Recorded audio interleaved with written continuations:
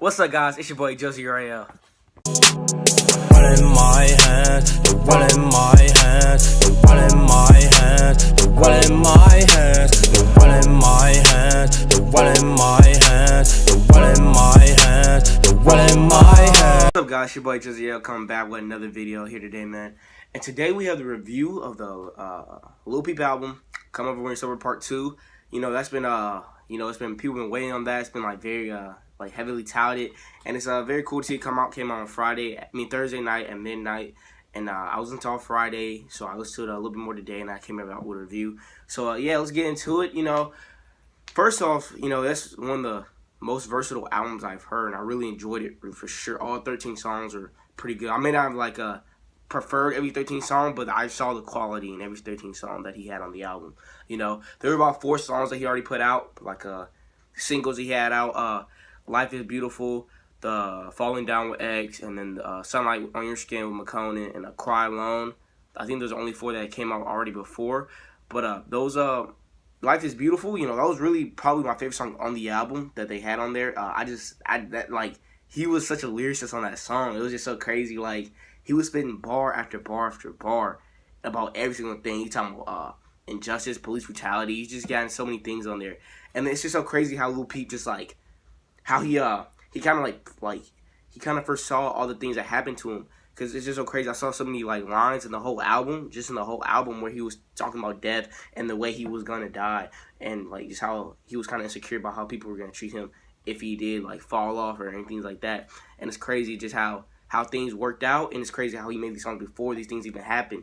And it's kind of trippy just how it all happened and how he kind of foresaw it all.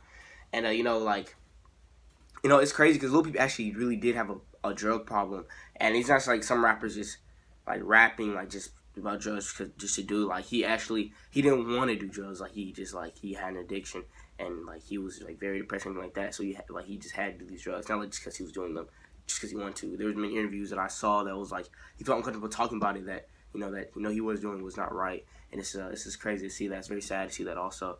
But 16 Lines, I enjoyed that one. He was like 16 lines of blow to keep me it was like keep me satisfied or to keep me going. It was just crazy the things that he had to do to keep himself, to stay afloat, and everything else he was dealing with, all his fame and everything like that. And that's why I feel like people enjoy his music so much. It's so raw and so real that it makes it sound so great. And it's just it's great to see, but also sad to see at the same time. But yeah, 16 Lines was great. I liked the beat. The beat on it was so hard.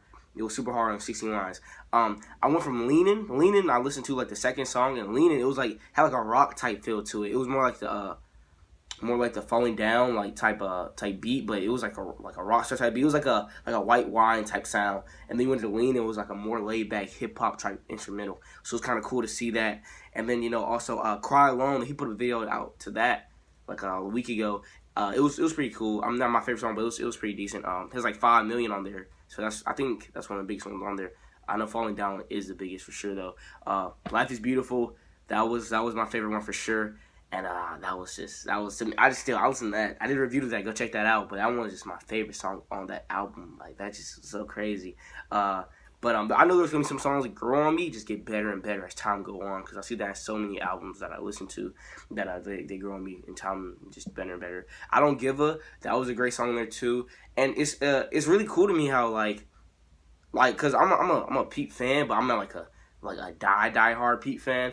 And I didn't it's just cool. I didn't know he has these taglines that he uses in all the songs that he has. Like he says call me on my phone, and I don't give all the whole time he says that. And just like 4 Gold Change, he was like, call me on my iPhone, I don't pick it up, I've been losing friends, I don't feel right. Like he has these little taglines. There's more that I can't think of right now, but he just says in a bunch of songs that are just like, okay, that was his sayings that he says in some of his songs. And it's kind of cool to see that he says that in multiple songs.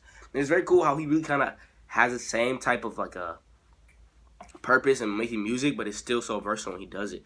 Like he makes songs like you can just turn up to when he's still speaking about things that are going wrong in his life, and still songs that you just want to sit there and just like think on and just like kind of contemplate with your brain, like pick at your mind sometimes. Then songs are just straight up sad that you just want to just like like indulge and just listen to and just be in your feelings. So it's so cool how he's like he has the same purpose when he's like really rapping, but he just like or not rapping, or anything you want to call it. But it's just so cool how he's so versatile when he does it. And it's so many different moves you can put into place when he's on a song, and it's very cool to see that.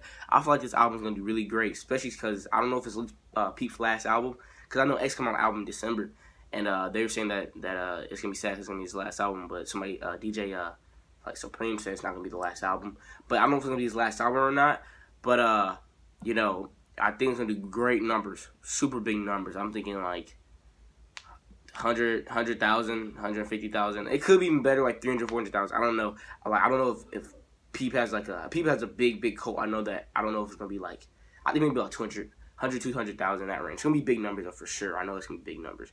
But I really did enjoy it for sure. I enjoyed the whole album. I feel like it came together pretty well. You know, they had about 4 songs already put out. I was surprised they have like a couple more songs or not. But when you can't make any more music because he's dead, like I'm pretty sure she wants to space it out a little bit more so people have more things to enjoy. Because you know, he's been heavy with the songs he's been dropping since he died. He's dropped so many songs since he died, and it's crazy because you've seen since X death, it's been here and there. He's dropped songs here and there, but Peep, like, he drops a song like every month, and since the album, like before the album came out, he dropped a song every week or so. So it's been crazy because there's been so many songs that he's dropped and I've liked since he died. Like I was a bigger fan of him now. I'm not trying to like any like whatever because I was a big fan of him before he died too. But I was more a fan of his party music back then, like not party music, more like Witchblades, White Wine. I like those type of songs more than and I was a big fan of Lil Tracy too. And now I'm listening to more of his whole gallery of music that he has, and it's just crazy how people really don't recognize this until somebody's dead, and it's so sad to see. Because you know, but I understand though, people want to see what they were missing out on, and why people are why people were so sad that he died, and then people see what they're missing out on, and then they realize he has such great music. But yeah, I've been a big fan of Lil Peep like before he was died, but since he's died, he just put out. It's just crazy how his whole brand has grown and it's gotten so much bigger. And now the songs he's been putting out has been crazy. It's been awesome. Like Star Shopping is my favorite song by him ever. But this has been crazy how he's been growing since he died. I'm so sad that he can't be here to see this. But yeah, so that's my album review of Come Over When You're Sober Part 2. Tell me what you like better, Come Over Sober Part 1 or Come Over You're Sober Part 2. But you know, that's it for JoJo. Please like, subscribe, comment, do all you can do. And it's your boy JoJo. Be off for the next video. Peace out. Static Selector.